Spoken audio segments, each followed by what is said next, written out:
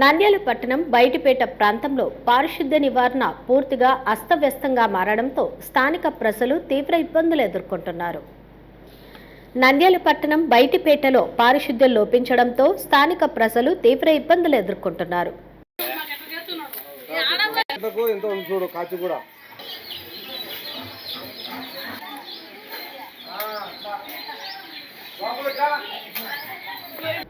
స్థానికంగా మురికి కాలువల్లో పూడిక పేరుకుపోవడం వల్ల మురికి నీరు వెళ్లడానికి మార్గం లేక రోడ్లపై ప్రవహిస్తూ ఉండడంతో స్థానిక ప్రజలు తీవ్ర అవస్థలు ఎదుర్కొంటున్నారు.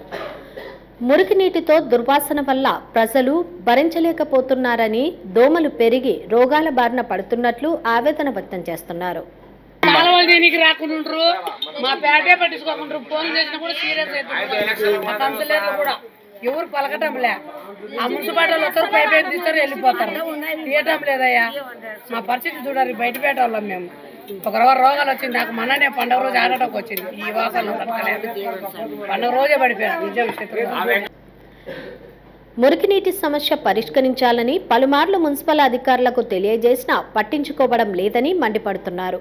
పారిశుద్ధ్య పనులు చేపట్టాలని స్థానికులు కోరుతున్నారు.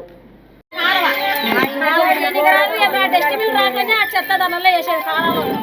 ఆ డస్ట్బిన్లోకి వచ్చి ఆ కాలంలో చెత్త ఎందుకు వేస్తారు?